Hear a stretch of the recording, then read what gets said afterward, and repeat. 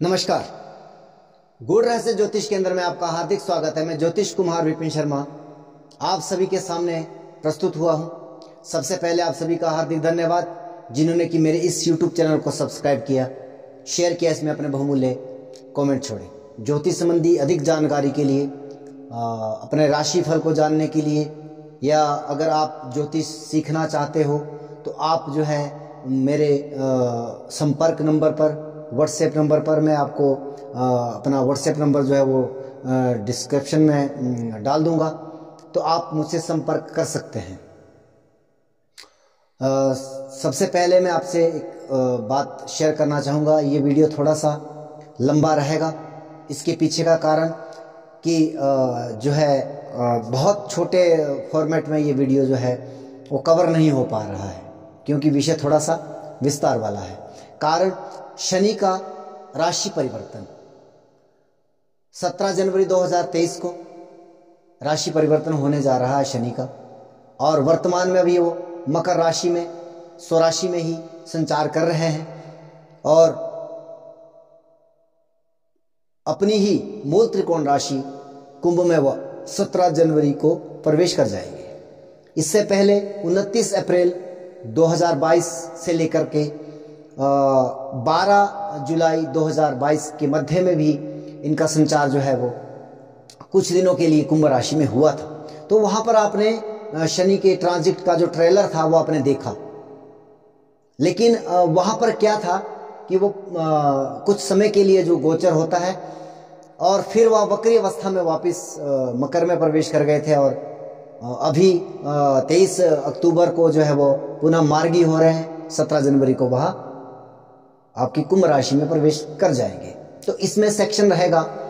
सबसे पहले मैं कवर करना चाहूंगा कि आपकी जो राशि है, लगन है, और कौन से ग्रह के ऊपर से ये ट्रांजिट कर रहा है, इसका क्या प्रभाव। देखिए, साधारणतः अगर ये हम राशिफल को बना करके इसको छोड़ दें तो वह पूरी तरह से ज्योतिष के साथ जो है वो अन्याय हो जाएगा। कहीं ना कहीं एक महत्वपूर्ण विषय है गोचर, और उसमें भी शनि और देवगुरु बृहस्पति, राहु और केतु, ये चार जो बड़े प्लेनेट है, जो कि 2.5 वर्ष शनि जो है एक राशि में रहते हैं, 1 वर्ष देवगुरु बृहस्पति और 1.5 वर्ष राहु केतु एक राशि में। तो ये बहुत बड़ा परिवर्तन या अपनी बहुत बड़ी क्षमता रखते हैं पूरे वर्ष भर के फल के लिए। तो इसलिए इनका ट्रांजिट अत्यंत महत्वपूर्ण है।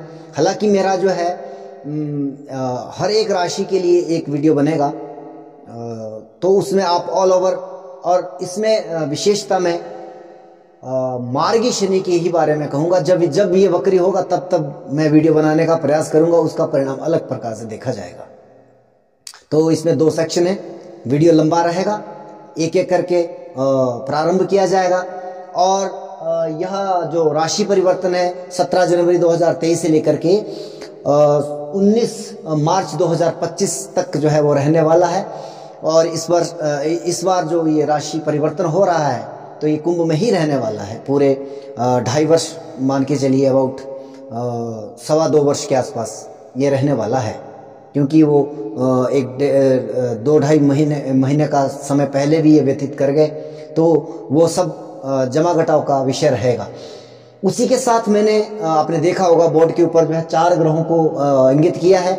उसमें से देवगुरु बृहस्पति जो है वो 12 अप्रैल 2023 को मेष राशि में सुबह 5:14 पर, और राहु जो है वो 30 अक्टूबर, राहु और केतु 30 अक्टूबर को साय 5:43 पर जो है वो अपना राशि परिवर्तन करेंगे। उसका भी एक अलग प्रकार का प्रभाव रहने वाला है। शनिदेव 17 तारीख से वहां भी शाम 6:02 पर जब वो अपना राशि परिवर्तन कर रहे हैं। तो इसका क्या प्रभाव रहने वाला है आपके राशि के मुताबिक, आपके लगन के मुताबिक, आपके किस राशि और अथवा किस भावेश से ये कौन से भाव में ट्रांजिट कर रहा है। इसलिए इसका विषय थोड़ा सा बड़ा रहने वाला है। आपको अंत तक जाना है, इस चैनल को सब्सक्राइब करना, शेयर भी करना है। सबसे पहले काल पुरुष की कुंडली में प्रथम भाव यानी कि मेष राशि के जातकों की परिस्थितियों में क्या कुछ शनि प्रदान करेगा, क्या कुछ लेगा, इस सब विषय पर वार्ता करने के लिए मैं वीडियो प्रारंभ कर रहा हूँ।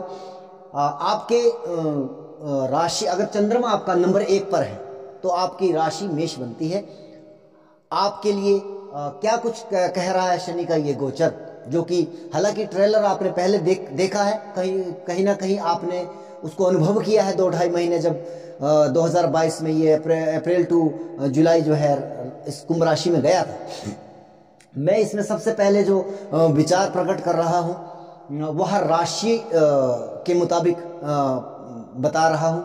सबसे पहले मेष राशि के लिए जो है वह आपका शनि एकादश भाव में ट्रांजिट कर रहा है। उपचय भाव में जब भी शनि जैसा क्रूर प्लैनेट गोचर करता है तो एक अच्छा प्रभाव उसका कहा जाता है। लेकिन यहाँ पर समस्या क्या है, इस गोचर में क्या दिक्कतें दिखाई दे रही है, वो आपको नकारात्मक पहलू पहले आप उसको समझने का प्रयास करिएगा। शनि की तीसरी दृष्टि आपके राशि के ऊपर पड़ रही है और वहीं पर राहु जो है वो ट्रांजिट कर रहे हैं, तो राहु के ऊपर दृष्टि पड़ रही है। ये एक नकारात्मक परिवर्तन हो रहा है आपके लिए, जब तक कि राहु देव जो है यहाँ पर संचार कर रहे हैं। तो ये 30 अक्टूबर को जो है, 30 अक्टूबर तक जो है आपकी मानसिक अशांति, मानसिक असंतुलन जैसी व्यवस्था आपकी दिखा रहा है। हालांकि कहीं ना कहीं व्यावसायिक गतिविधियों में या आपके कार्य क्षेत्र में लाभान्वित करेगा आपको। कहीं ना कहीं धन से लेकर के वो इतनी दिक्कत नहीं दिखाई दे रही है। विशेषतः मानसिक संतुलन या आपके जो है वह स्वास्थ्य को लेकर के दिक्कतें और परेशानी यहाँ पर दिखाई दे रही है, उसमें कोई दो राय नहीं है। जबकि आपका शनि मूलतः चंद्रमा से तो बहुत बेहतर परिणाम ले रहा है, लेकिन वहीं पर आपका जो है देवगुरु, क्षमा कीजिएगा, राहु जो है वो चंद्रमा के ऊपर से वर्तमान में गोचर कर रहा है। तो ये अक्टूबर तक जो है वो परिस्थितियां जो है नकारात्मक रहने वाली है। तो कहीं ना कहीं आपको यहाँ पर प्रॉब्लमें दिखाई दे रही है। लेकिन यहाँ पर 12वें भाव में देवगुरु बृहस्पति का संचार कहीं ना कहीं मध्यस्थता कर रहा है राहु और शनि के बीच में। तो कुछ रिलैक्सेशन महत्वपूर्ण रहेगा। दशाएं अंतरदशाएं बहुत कुछ निर्भर करता है। अगर शानदार चल रही है तो आप कुछ हद तक इसको रिकवर कर पाओगे, लेकिन अगर दशाएं अंतरदशाएं नकारात्मक चल रही है तो ये परिस्थितियां थोड़ी सी हानिप्रद रहने वाली है। दूसरी चीज कि यदि आपके शनि के ऊपर से शनि अगर आपके कुंभ राशि में कोई ग्रह बैठा हुआ है, सबसे पहले बात करूंगा, अगर यहां पर आपके सूर्य देव बैठे हैं तो यह समय आपको सरकारी तंत्र से, सरकारी संस्थाओं से या जैसे सरकारी नौकरी आदि। देखिए, सबसे पहली चीज है कि अगर लगन कुंडली में इवेंट की परिस्थितियां अच्छी है, दशाएं अच्छी चल रही है और उसमें आपकी जो जन्म कुंडली है उसमें योग है आपकी सरकारी नौकरी के, तो हो सकता है कि ये शनि का गोचर आपको सरकारी नौकरी भी प्रदान कर सकता है। यह अपने आप में एक बहुत बेहतर परिस्थितियां निर्मित कर रहा है, परंतु यहाँ पर पिता के स्वास्थ्य को लेकर के परेशानी दिखा रहा है। उसके बाद अगर मैं बात करूं, अगर आपके जन्म कालीन कुंडली में जो है अगर यहाँ पर चंद्रमा बैठा है, क्षमा कीजिएगा, चंद्रमा तो आपका वहीं पे होगा। उसके बाद मंगल अगर यहाँ पर बैठा है, मंगल जो कि लग्नेश है, राशिश भी है, लेकिन मंगल के ऊपर से शनि का गोचर क्या कहता है? मंगल ऊर्जा का कारक है, आप ऊर्जावान रहोगे। कर्म के कारक शनि का ट्रांजिट है ये, और ये बहुत बेहतर परिस्थितियां मैं कहूँगा एनर्जी के दृष्टिकोण से देखा जाए बेहतर कह सकते हैं। लग्नेश के ऊपर से जा रहा है, मान सम्मान आदि में वृद्धि करता हुआ दिखाई दे रहा है। वहीं पर आपको दूसरी जो सबसे बड़ी नकारात्मक समस्या क्या आ सकती है कि आपको स्वास्थ्य का विशेष ध्यान रखना होगा, क्योंकि लग्नेश के ऊपर से ये गोचर हो रहा है, तो कहीं ना कहीं शारीरिक पीड़ा या कष्ट होने की संभावना है आपको यहाँ पर दिखाई दे रही है। उसके बाद बात करते हैं बुध देव की। अगर बुध देव के ऊपर से आपका शनि ट्रांजिट कर रहा है, हालांकि आपके तीसरे और छठे भाव का स्वामी भी है, तो कहीं ना कहीं यहाँ पर भी एक में छठे भाव की अगर हम बात करें तो कहीं ना कहीं स्वास्थ्य को लेकर के दिक्कत आएगी, ऋण संबंधी समस्या भी यहाँ पर आपको दे सकता है। लेकिन छठा भाव हमारा सेवाओं का भी है, तो अगर आपकी कुंडली में इवेंट है या आपकी परिस्थितियां उस लेवल पर है कि आपकी कुंडली आश्वस्त कर रही है कि आपको सरकारी नौकरी प्राप्त होगी, दशाएं अंतरदशाएं भी आपको या आप सरकारी या प्राइवेट आप खास करके अगर बैंकिंग सेक्टर की तैयारियां कर रहे हैं तो वहां पर आपको ये नौकरी प्राप्त हो सकती है। हाँ, फिर उसके बाद जो है बात करेंगे बुध के बाद गुरुदेव की। अगर आपकी गुरुदेव कुंभ राशि में है, कुंभ राशि में मेष राशि वालों के अगर गुरुदेव कुंडली में जन्मकालीन कुंडली में अगर वह कुंभ राशि में है, इनकी 11th हाउस में है, भाग्येश के ऊपर से शनि का गोचर, कर्म के कारक का भाग्येश के ऊपर से ट्रांजिट, ये बहुत प्रकार के शुभ संकेत दे रहा है। बहुत प्रकार के भाग्य में कर्मों के द्वारा भाग्य में उन्नति की भी आसार दिखाई दे रहे हैं। कहीं ना कहीं अगर आप अविवाहित हैं तो विवाह होने के योग भी यहाँ पर प्रबल होते हुए दिखाई दे रहे हैं। अगर हाँ आप बहुत समय से संतान के बारे में सोच रहे थे, संतति के बारे में सोच रहे थे, तो संतान की स्थिति भी यहाँ पर बन सकती है। आपके घर में किसी संतान आपके संतान हो सकती है। तो यह परिस्थितियां देवगुरु बृहस्पति यहाँ पर दिखा रहा है। इसके बाद शुक्र के ऊपर से यदि शुक्र के ऊपर से अगर शनि देव का गोचर हो रहा है, वैसे शुक्र जो है धन के कारक है, धन के कारक भी है, सौभाग्य के कारक है, लग्जरियत के कारक है, वाहन है, मकान है, इन सब चीजों के कारक है। वह इन सब चीजों में वृद्धि होती हुई दिखाई दे रही है। अगर आप बहुत समय से विचार कर रहे हैं कि मेरा अपना वाहन हो, मैं अपना वाहन खरीदूं, तो अगर देखिए सबसे पहली बात तो लगन चार्ट, अगर आप वहां पे इवेंट डिजर्व कर रहा है, आपका दशाएं अंतरदशाएं चल रही है, डेफिनेटली ये गोचर आपके लिए हक में जाने वाला है। अगर नव निर्माण कर रहे हो घर का, प्लानिंग बहुत समय से चल रही थी, अब तक नहीं बन पा रहा है, दशाएं अंतरदशाएं अच्छी चल रही है, डेफिनेटली यहाँ पर जो है आपको वह मकान या आप नया मकान खरीद सकते हो या मकान में आप परिवर्तन कर सकते हो। धन प्राप्ति की संभावनाएं भी है। और यहाँ पर मैं फिर कहूंगा ये आपके सप्तमेश में द्वितीयेश भी है, तो कहीं ना कहीं यहाँ पर विवाह का योग भी आपको बनता हुआ दिखाई दे रहा है अगर आपकी कुंडली में प्रॉमिस है तो।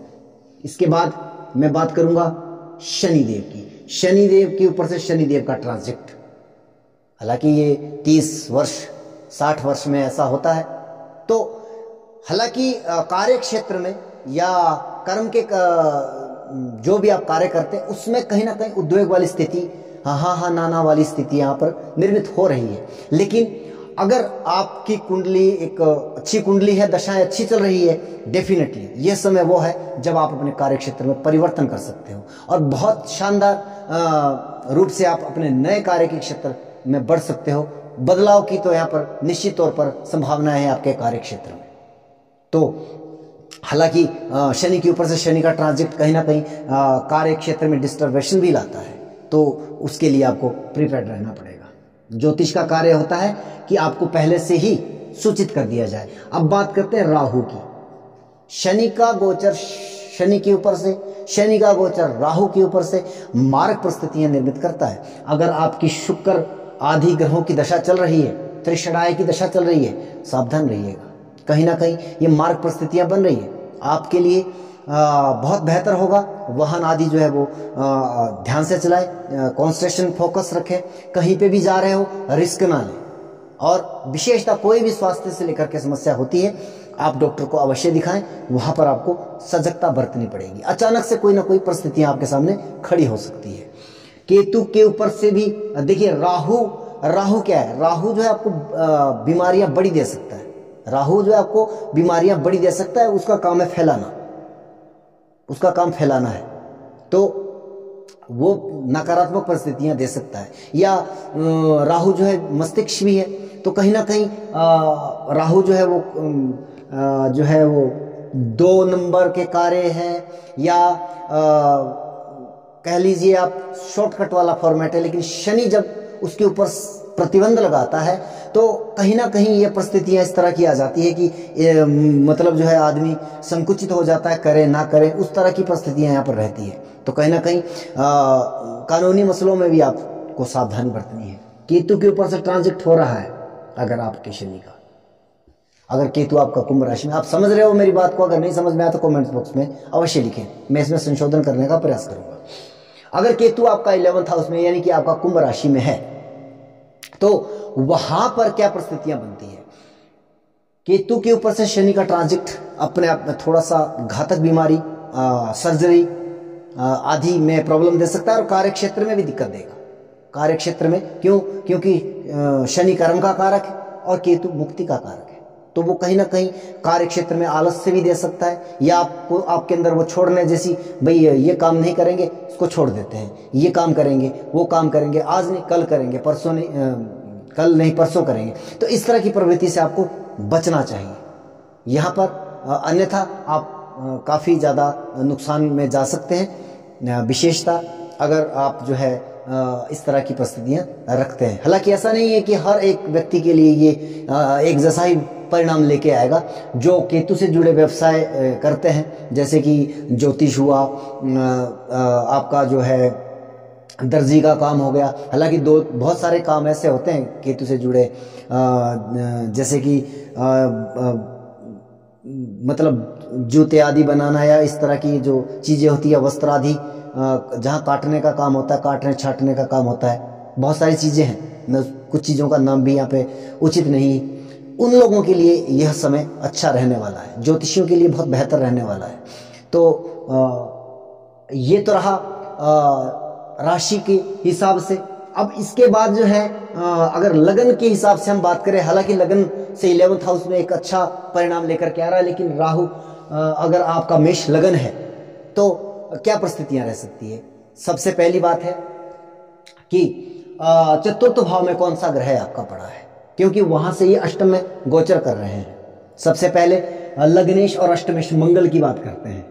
मंगल अगर आपकी जन्मकालीन कुंडली में, मंगल अगर आपकी जन्मकालीन कुंडली में आपका मेष लगन है, चतुर्थ भाव में बैठा है, कर्क राशि में बैठा है, तो यह समय आपके लिए बहुत ज्यादा नकारात्मक रहने वाला है।